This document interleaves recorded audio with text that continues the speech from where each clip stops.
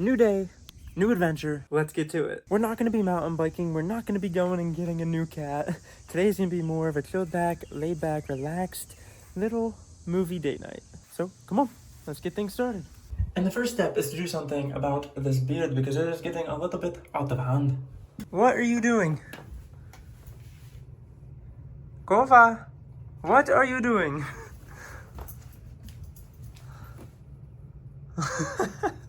What are you doing? And that right there looks much better. So now it is time to hop in the car and get it started and warmed up for our journey. And stop number 1 to grab some grub, Texas Roadhouse. And oh yes, give me one of them buns. That butter is too good. And oh man, mixing it up this time. Usually we go steak and mashed potatoes. Today, steak and a sweet potato. And look at that, I totally burnt the marshmallows. I was gonna say mushrooms. But is it any good? Look at that, perfectly cooked, little pink. That's pretty solid. Also, never had the gravy here, so. Stealing mine. Stealing Chloe's. Let's give it a go. Oh yeah. Eat your own. That was a good shout. And now for a bit of the sweet potato. You just can't go wrong with a sweet potato. It's so good. It's so good. So good. I'll tell you what though, if you're going to Texas Roadhouse, you gotta try the gravy with the steak. That was the first time I had the gravy with the steak. It's pretty good. And now we have a little bit of time before the movie. So we're stopping off at the Alta. Oh yeah. Like, oh wow, we have lipsticks and foundations and eyebrow brushes. Wow.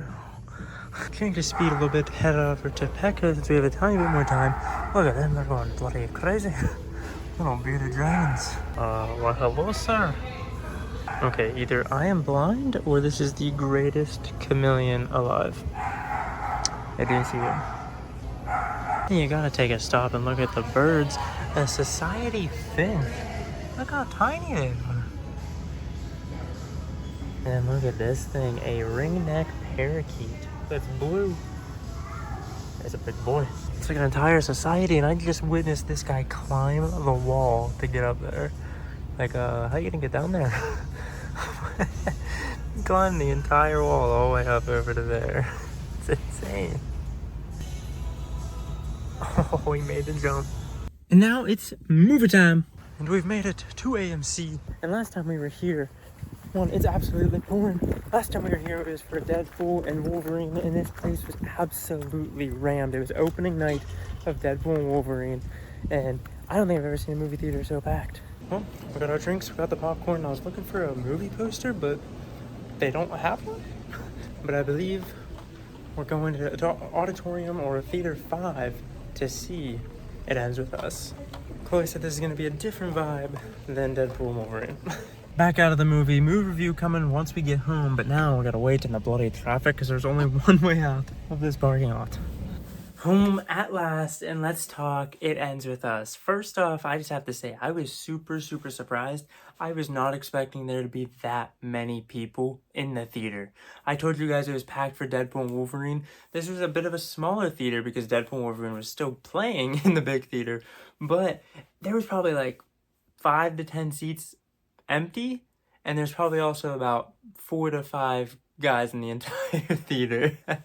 My overall rating out of 10, I'm gonna have to give it a 6 out of 10, mainly because the potential was there. It had so much potential. I'm a person who loves to get involved in storylines and in characters and feel connected to them. Like, I am one of probably the easiest people to connect with or attach with a character or a storyline.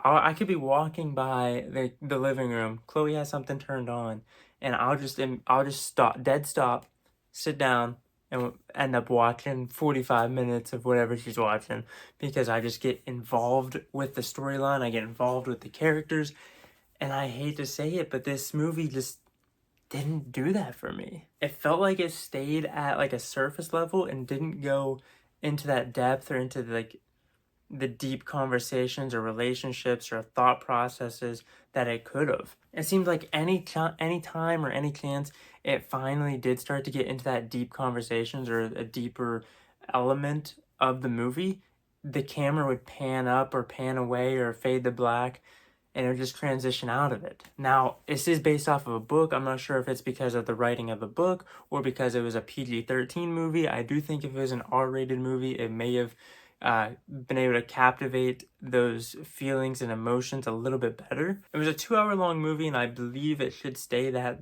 length, if not maybe just a little bit longer, maybe 2.5 hours. So I don't think the length of the movie or the duration of the movie was the problem. I think the level of depth that we got with the characters and with the storyline could have been a lot better. The movie started off very slow, and I think one thing that could have helped connect with the character, at least the main character, a little bit better, is a little bit more of like B-roll of things happening with a voiceover of the main character's thoughts, feelings, opinions, what she's thinking, how she's thinking, what's going on in her mind to help us feel where she's at that moment in time. And I feel like that would have really upped it for me on how I felt and how I connected with the character. But those are just my first impressions, first thoughts. I'm also like kind of super tired now. It's getting close to 11:30 midnight on a weekday, so I'm gonna have to get up in a few hours. But Chloe and I did discuss it on the way home, and I know there was more points we talked about. I'm just not thinking of them right now. But overall, I did like the movie, or I did enjoy the movie more than I didn't, so that's why I give it a 6. But I will say, there was a point in the movie where it was dead silent, no music, nothing, for a good like 8 to 10 seconds, and you just hear everyone go all the people sniffling and crying in the theater. I wish I could have got there, but like again, I just did not feel connected to the storyline, didn't feel connected to the characters, and for someone who like absolutely loves and is super easy to get connected to a storyline or a character, I just couldn't do it for this. And I think the easiest, simplest form of way of getting me to do that would have been the voiceovers and being able to get inside of the main character's head. But it is what it is. 6 out of 10. It ends with us. You guys let me know if you've seen it, what you thought. However, Deadpool. I don't know if I gave a full like review on how I felt about Deadpool and Wolverine. One of the best Marvel movies since Endgame came out. So good, so funny. There was a lot, like, I was pleasantly surprised with Deadpool and Wolverine. I thought it was really good, really funny, and I think they pulled off a lot of it really well. It was a little over 2 hours long, but it did not feel 2 hours. Like, there was not once during the Deadpool movie where I looked at my watch to see what time it was. It was that good. But hopefully you guys did enjoy the little mini movie date night. If you guys want me to start vlogging more every day, day-to-day things, whether it be a short form vlog or just like a 3-minute normal video vlog, you guys let me know down below in the comments and by leaving a like. Hopefully you guys did enjoy it. If you did, be sure to leave a like, subscribe, and bell for notifications. I'll catch you guys right back here in the next one. Peace out.